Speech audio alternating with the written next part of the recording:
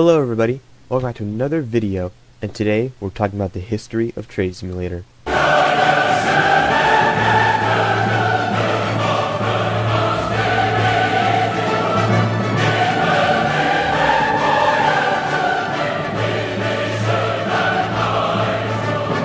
I meant to make this video a very long time ago. This is going to be my 14th video. You can go see which video that was on my channel. I'm not sure, but I think it was around the time I started season 2 of Trade Up Challenge or whatever. Shaggy Dominus. I don't even remember what my series are called anymore. It's been years, dude. It's literally been like 3 years. But anyway, I meant to make this video a long time ago, and I made it when Trade Simulator 1.5 first dropped, and my prime was Trade Simulator 1.5, so I hadn't even hit my prime yet. So there's a lot of new history I have to cover. So I have no idea how long this video is going to be. It's going to be a nightmare, but this is for my AA submission. Please let me win AA. Give me number 1, bro. Please, please, please! Trade Simulator is a game on Roblox that simulates the real Roblox trading experience. Since its inception in early 2022, there have been 3 notable versions of Trade Simulator. The Bonju version, which was made by Bonju 2. There was one made by a person named No Drip Dylan. I'm sure there's like a million No Drip Dylans, a really uncreative name. But he made a Trade Simulator, and then Leo Coles, which is the most popular one. Trade Simulator 1 has over 8.3 million visits. I made the script a while ago. I think it had like 10 million now, I'm not sure. And it's lasted a bit over 4 years now. During Dylan's Trade Simulator era, at the end of it, his Trade Simulator file got leaked. So, that meant anybody can make their own Trade Simulator game, which meant dozens of shameless Trade Simulator copies that were just made to create profit. Diddy! Bonju 2's, the first one, is still relevant today, even though the game only lasted 2 weeks. Even after a short overview, we see there's quite a turbulent backstory to the game. So we're going to go over it in depth. Bonju 2 was a player that liked to trade on Roblox, obviously. But he didn't like paying for premium, and he knew a lot of other people also didn't like to pay for premium. And another issue, all Roblox traders want to be rich, but not many can be rich. And some people, they just can't afford premium to trade at all. So Bonju 2 had an idea. What if he made the whole Roblox trading system in a Roblox game so anybody could play it for free and trade for free and make their own economy and trade in the player-made economy for free? And this was revolutionary back then. I mean, back then there were games like Trade Tower and similar games like that, but they weren't like Trade Simulator. Limited Simulator was nothing like Trade Simulator. He began coding on April 21st, 2022, and his new game Trade Simulator debuted 5 days later on April 26th, 2022. When Trade Simulator first released, it was a sensation. It was the first game of its type. Other similar games like Trade Tower were case-based and did not have the satisfaction of getting an item like it did in Trade Simulator. It fought the generic simulator stereotype, and because of this, the game exploded in popularity. It had hundreds of people joining right off the bat. On April 28th, Lonnie would make his first of 5 Trade Simulator YouTube videos titled I Bought Dominus and Furnace Trade Simulator. This video has gained 11,000 views and brought many new players to the game. During this time, many new players would play this and become staples of the community. 2 are Imati and Samir Devs, who became number 1 and 2 by buying a large amount of in-game money. Arrow is a YouTuber who is a member of the game's unofficial value department. He later went on to make a slideshow full of information on values and events in the game. Bonju saw that his game had been gaining popularity and decided to do something a little bit different. He held an event, only one of its kind. It was of the Domino Crown event. You needed to solve a riddle, being, I am made to stand, then fall. What am I? Obviously the answer was a domino, and it was quickly found out. This also brought a large amount of people to the game. Later on, a player named Leo Cole was an active member of the community. He had a very extensive inventory filled with many rare items, such as a Dominus and Furnace, and even a tablet. A very fair inventory, not as good as Maxley's. But his means of getting these items weren't fair. He broke many of the rules listed in the game, most prominently alting, macroing, using the script or autoclicker to buy items. He was later banned for this, which looked like this. He also owned an unofficial Discord server with notifications for items and trading, as there was never an official server for the game. This game never had an official Discord server. This was all just straight up a game. There was like the items just dropped randomly throughout the day, like you never knew it was going to happen. And that's what made the game so exciting. You could get on at literally any time and like a Dominus could drop or nothing. And that's what was so exciting about the game. You never wanted to go AFK because then you'd probably miss like a huge item. And people stayed up until like 1 in the morning for these items. It was really an interesting time to play. He was a pillar in the community and even met Lonnie, but we'll get back to him later. Hollywood, our charismatic dev, joined a few days after release. He was a Roblox developer, mainly builder that had worked on multiple games before. One day he met Bonju while playing the game and offered to build a map for him, as the map was very barren. Bonju agreed and Holly got to work. While he did that, offsite gambling and sharking, scamming people by making them believe that something is better than it really is, began to become a big problem. Bonju had never owned a game this big, and it showed. Instead of just wiping all the data or creating a real server and just ignoring it, he shut down the game 2 weeks after its release. Holly's map went without a use, and hundreds of players are left sad and angry. He gave refunds, but at an unknown amount of time, both his account and group disappeared, and thus ends the Bonju era. What's really crazy to me about Bonju's game is how much he was able to accomplish and what he set in motion in such a short amount of time. I mean, he only operated this game for 2 weeks and then completely shut it down. And he was able to create Trade Simulator, which has gained like millions and millions of Robux, and it made people rich. I mean, it made Leo's entire life. Without Trade Simulator, who knows where he would be right now. And it's just so crazy how much can be set in motion from such a small event, you know, like the butterfly effect. That's the domino effect, not the butterfly effect. And also, I just wanted to touch on the way he banned people.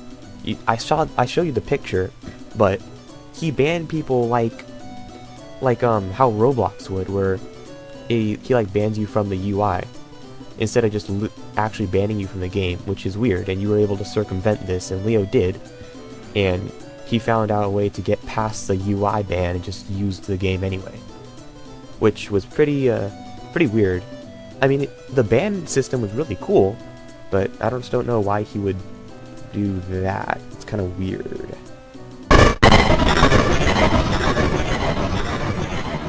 Before Bonju's game was deleted, Leo decided to start trying to make his own Trade Simulator, because at this point he was banned from Bonju's game, so he couldn't play it anymore. So he wanted to make his own. And luck have it, Bonju had to delete his game, so he couldn't DMCA him, and of course Bonju wouldn't care if Leo made his own, because he's not making another Trade Simulator anytime soon. So this just worked out perfectly for Leo. Leo still loved the game and was sad to see it go, but he was working on a new Trade Simulator. But he had never made a large game like this before. He only made like small Minecraft copies before, which he still makes to this day.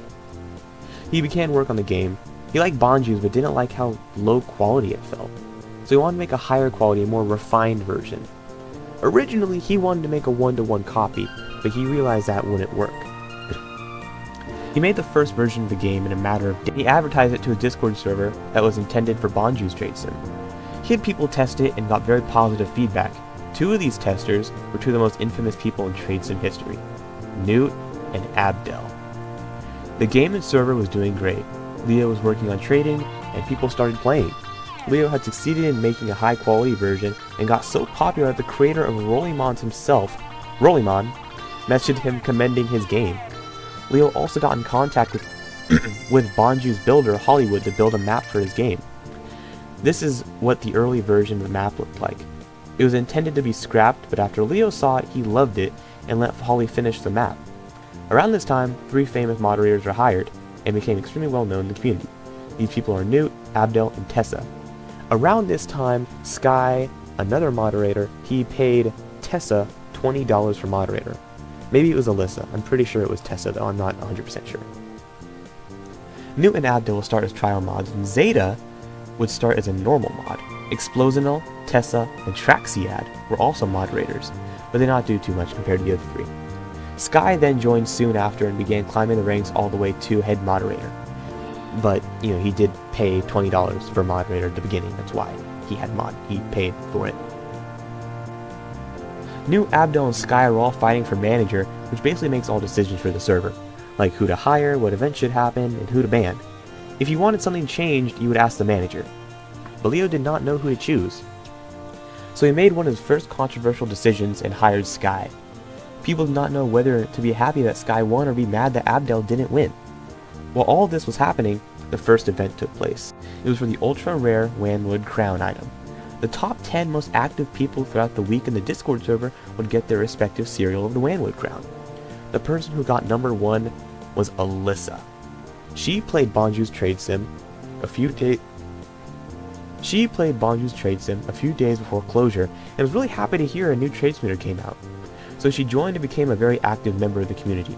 But what she wanted more than anything was to be a moderator. Imagine your dream is to be a moderator, a Discord moderator at a game with like 1,000 Discord members, with like 1,000 Discord server members. That's your dream. And deadass, this was her dream. She just wanted this hella bad. I can't lie, I was like her once. I mean, we all were, right?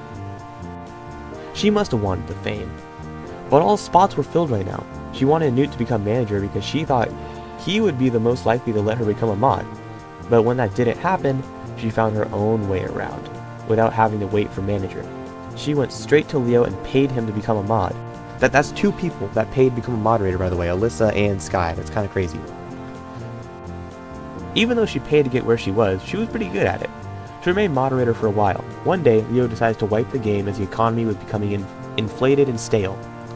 Also, the game was massively growing and very soon reached 1 million visits and a few thousand server members. Since so many new people were joining, he thought a wipe would give everyone an equal chance to participate and gain value. And it worked. The game soared past 1 million visits to 2 million visits to 3 million visits. The game was a massive hit. Pretty much the entire Roblox trading community knew about this game, and all eyes were on Leo to do something big. So he messaged his old friend Holly again, and asked him to make a new map for the game as the old one had gotten stale after so many months of it being used. Holly got right to work, making an extremely detailed map. It was much better than the last one. It had all sorts of buildings, secrets, and things to do. And after that, the biggest Roblox trading YouTuber made a video on his game and it exploded. 3 million visits, 4 million visits, 5 million visits. It was on top and even reached a discovery tab for a day. That's how I found it. So many people flocked to the game that Leo began releasing big items every week. Domini, Sparkle Time, Fedoras, and even Federations were dropping left and right. People kept coming back and joining the Discord server. Leo was on top, and it was like nothing could ever happen. This really recaptured the old Bonju's Trade Simulator for me. I played that for a little bit, and I didn't come to Leo Trade Simulator immediately, but I was a pretty big fan of Bonju's. And this early wipe, the second wipe, this really felt like old Bonju's, but somehow even better.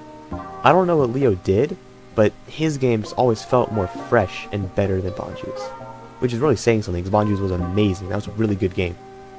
While all this was happening, the moderator, Alyssa, started climbing the ranks. She eventually became the new manager after Sky.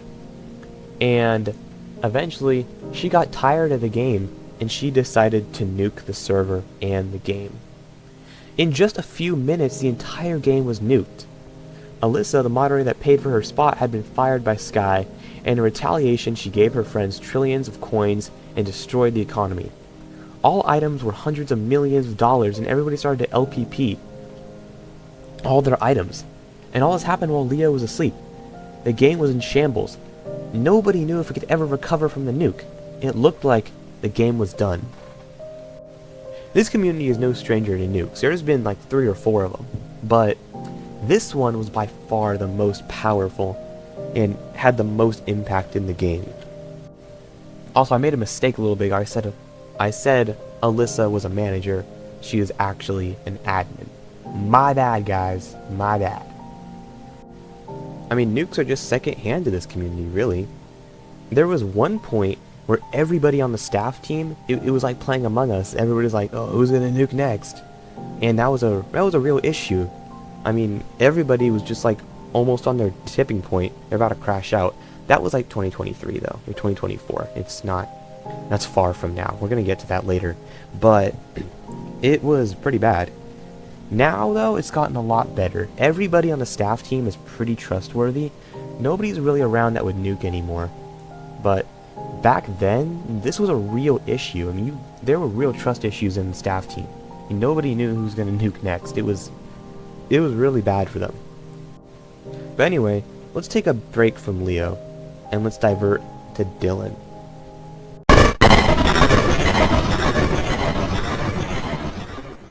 A few weeks before the Nuke and Trade Simulator, a man named No Drip Dylan 1 would create his own version of Bonju's original Trade Simulator. He wanted to recreate the cheap, janky feel of Bonju's and began work. He was good at coding, but had never attempted to create a project as big as a Trade Simulator game.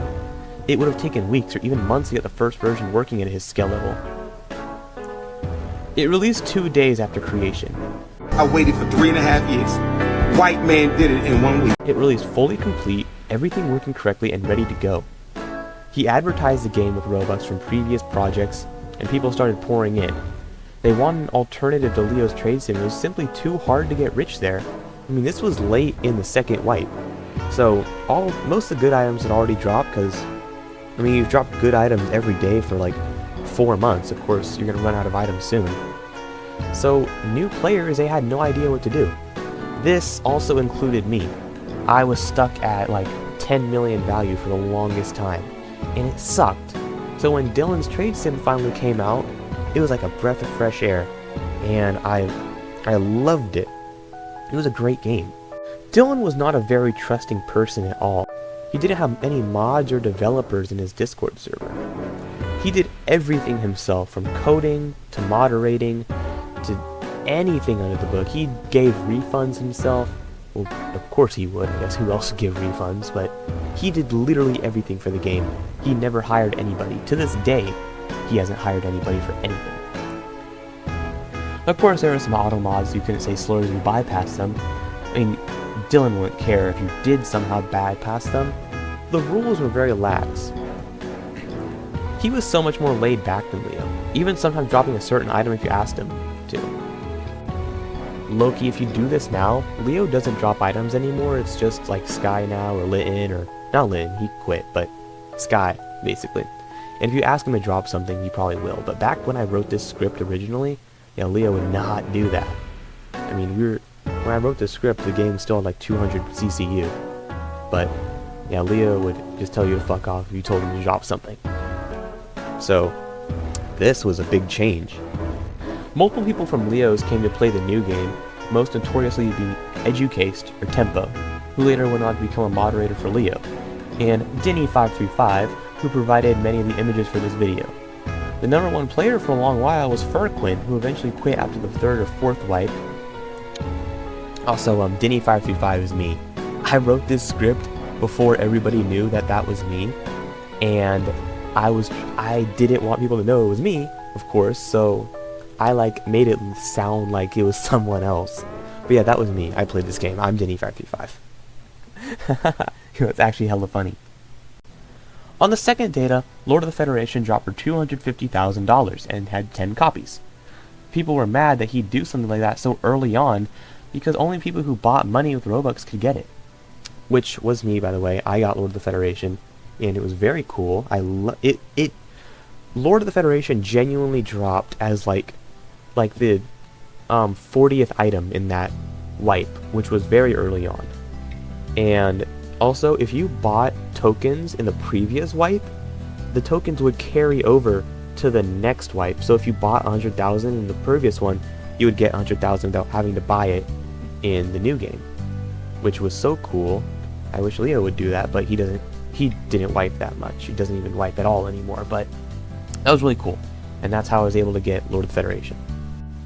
For a game being advertised as a free trading experience, it wasn't living up to the reputation. The game was fun in the sense that items were easy to get. But there was still competition. You couldn't just grab a few Wanoid crowns or memento moris for 10k. Later values were added, and as Dylan did everything himself, there was no value department like Leo's trade sim would later have. This led to a lot of value mistakes, like Wanoid crown being valued 17.5 million and staying there for quite a long time. And by the way, the next cheapest item after Wanoid crown was like 3 million, and that was Lord of the Federation. So he did that for like zero reason. Dylan was very privative. He didn't trust anybody with any sort of power.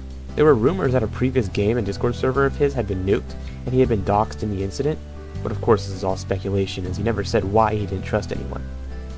At this time, Dylan had wiped for about the 5th and final time, and he finally hired a staff member. I think his name was Mo. Sadly, he was only a moderator for the Discord server, but Dylan was getting better.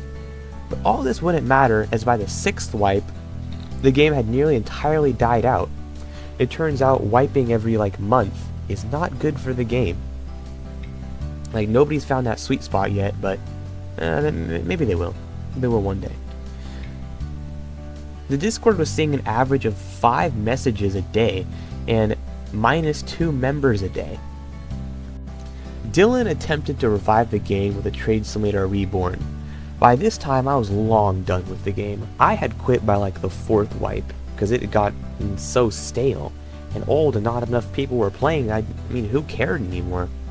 Trade Simulator Reborn was a really weird game. He completely abandoned the janky style that he was going for with the original wipe and just made this super stylized stereotypical trade simulator, or just simulator game. And it was still all the same concepts, and all the UI was basically the same. It just looked really new and modern, but not in a good way.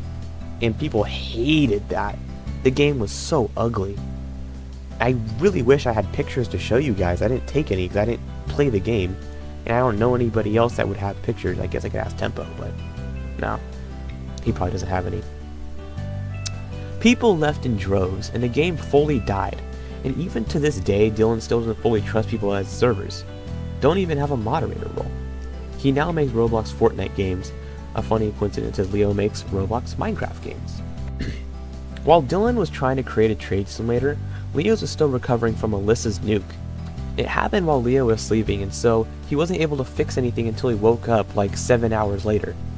When he finally did, Alyssa was swiftly banned, but the damage had been done. In the hours following the event, Leo was trying to figure out how to fix everything, and on 9/18/2022, that's November 18th, 2022, the game wiped for the final time. Leo thought this would drive players away. People had put a lot of time and effort into the old data, so he put a small old data button to the bottom right corner of the screen. Then the game's players dropped. Could this be the end? It wasn't looking good. When it first wiped, hours after, the game wasn't doing that well. But he wiped at 3 a.m. in America time, Pacific Standard Time, or 6 Eastern Time. So everybody in America was still asleep. And the Americans make up a very large portion of the game, like me. I mean, there's plenty of foreign players, but back then, mostly the entire community was in America. So nobody was really there playing the game for those first few hours, and that really scared Leo. But America then woke up just a few hours later. The East Coast of the United States is where a majority of the player base lives.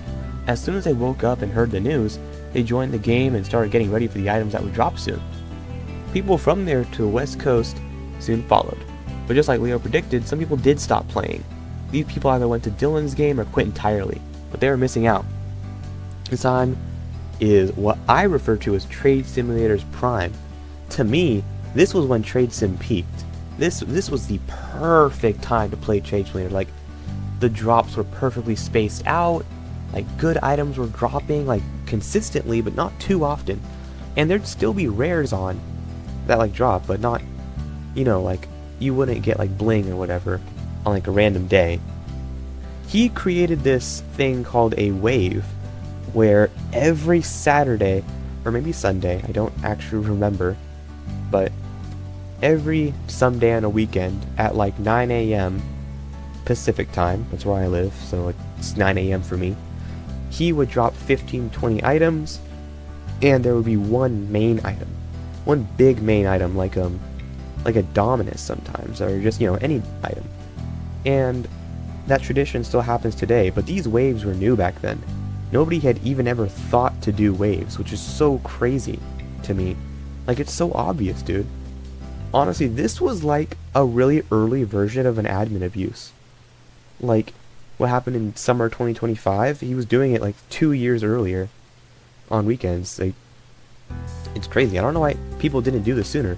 Because during waves, at certain points in the third wipe, player counts would go up to over 1,000. There was one wave specifically for Black Falcon. The main item was Black Falcon, and it had like 250 copies, which is a lot for a wave, by the way. Waves are usually like 50 or less copies.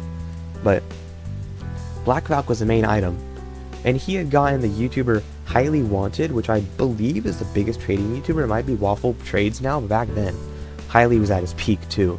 So Highly streamed the game. He was like on a live stream playing Trade Simulator, playing the wave, and the game soared above 1,000 CCU, and that's like the peak of all time, I think, which is so crazy. For a trading game, for a Trade Simulator game, that's insane. The first item was Barama Guardian, and it was 9 a.m. PST. I was right. On non-wave times, the game would reach about maybe 600 concurrent players. I mean, it's the highest it's ever been at, but in the Discord server, it wasn't going as well.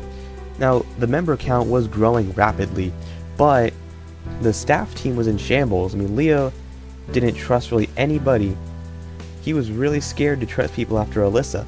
I mean, she destroyed the game, and he was terrified it would happen again. So, he took a lot of staff's permissions. They couldn't spawn in tokens anymore. They couldn't do any of that. They could just basically ban players and set values. That's all they could do. Leo eventually fired Sky for inactivity. He'd been manager forever, but now he's gone. Bye, Sky, nerd. He hated me this time. Around this time, he thought I was the devil. I would try to talk to him, and he said, "Shut up." I don't even know what I did. Like, I was nice.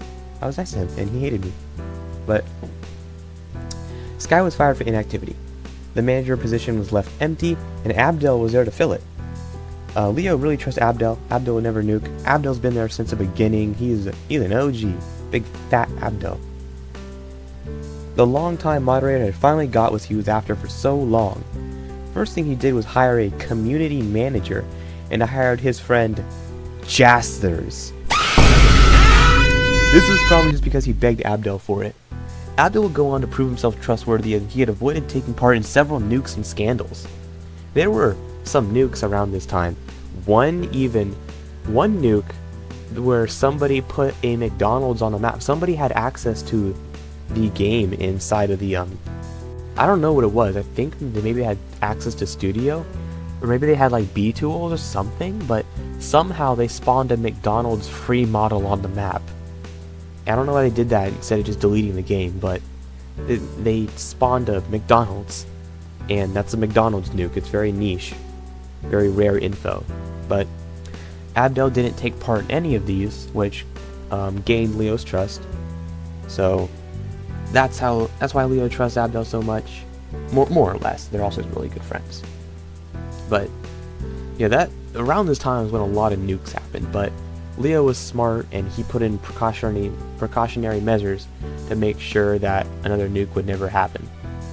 Last wipe, Leo had created a value council to try to talk about values and see how much items were worth. You could request values just like Rolling Mons. And he put Newt and Pokey in charge of the values.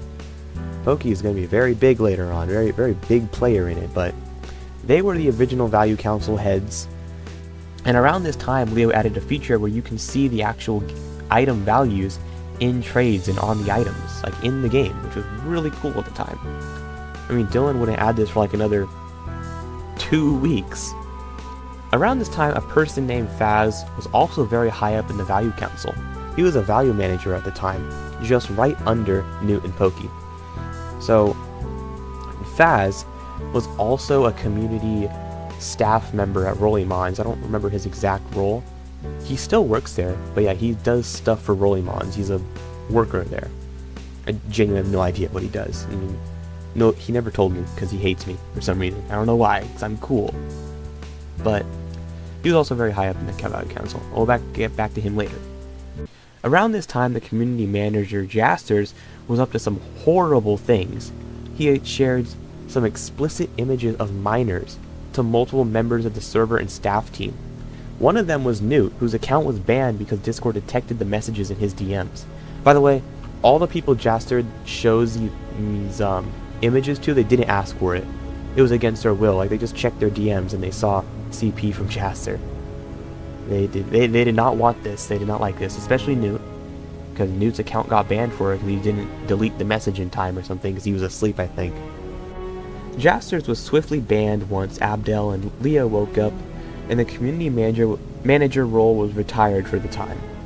Jasters has tried to return to TradeSimulator multiple times, but is permanently banned and will never be able to appeal. This had left a sour taste in the mouth of Leo, who decided to hire a new team of mods. Lucas, Diablo, and Tempo were some of the mods chosen. Tempo from Dylan's TradeSimulator. He was number 1 on the leaderboard. They were some of the mods chosen. He hoped that these people would be better for the community. He was wrong, but anyway, the game was booming. The waves and random drops were genius ideas and brought much more life back to the game. The builder, Holly, had also created a new map for Halloween that stayed for quite a while. Leo then implemented a new in-game item timer that would release an item every 2 hours, but it was later removed to keep people in game for longer.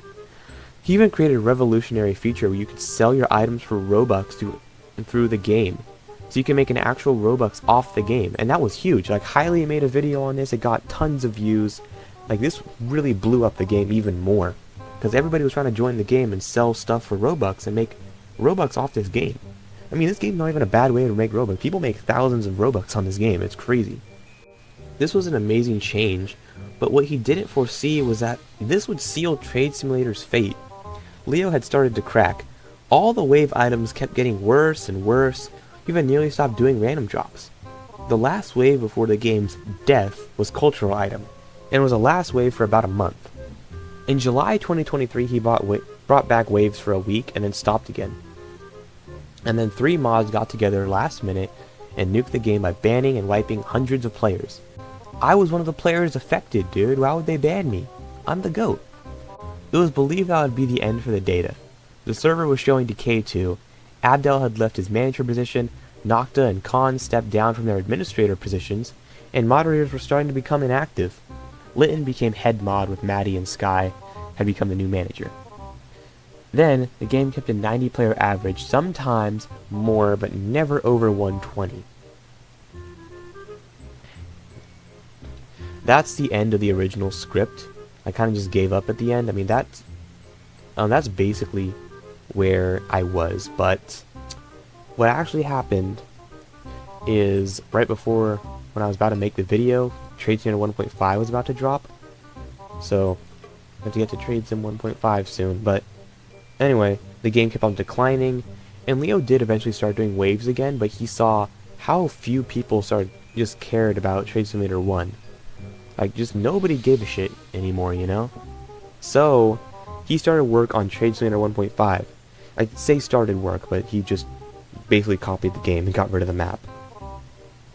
Also, eventually, it was found out that Hollywood, the new map that he made for Leo, the detailed one, it was completely ripped off of Who's Trade's map from one of his games. So, Leo had to fire Holly, and that was a whole thing, and Trade Simulator 1 went back to the old map, which sucks. I don't like the old map anymore. It's just been here too long, dude. But he eventually went to Trade Simulator 1.5. At the end of Trade Simulator 1, there was about 3 main causes that caused, like, you know, the main downfall of it. One was the Robux market. You know, all the good items are getting hoarded by huge whales that would just go in and Robux buy all the good items and hoard them. Like, once crowned, he has a 100% LOTF hoard, 100% LAOTF hoard, Crown of Knowledge, and AA. and something else. It might be Doombringer. I'm not remember, but he has like 100% hordes, and also another horde that of Light's Reflection Sword, which gives him like 5 billion value, so he's just always at the top of the leaderboard. But he used to own Fridge in real Roblox, so that makes sense why he's so rich. Newt was banned for some reason, or left, and Pokey wasn't doing much anymore. He was a moderator for a while, but he just didn't really do that much.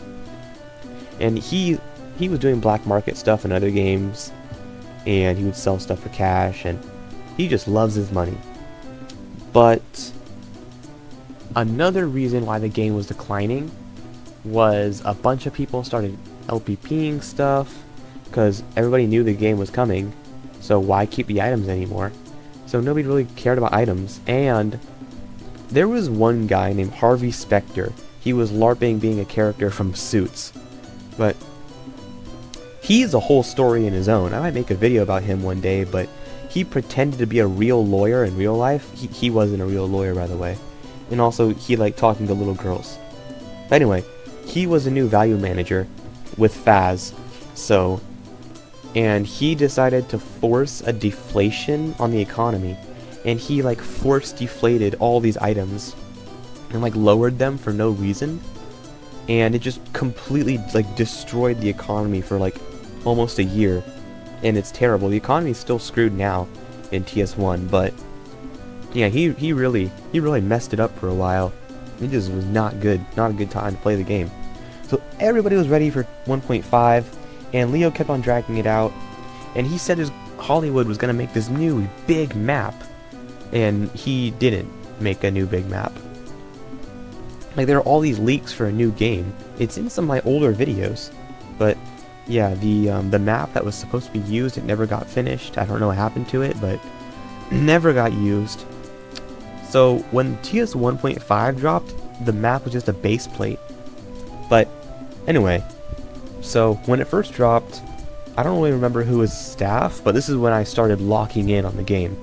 I got like 10 different alt accounts on, and I would just be alting all day for tokens. And when the game first dropped, it had about 100 CCU, so not that much of an increase from TS1 actually, but it was still like a 10 player jump.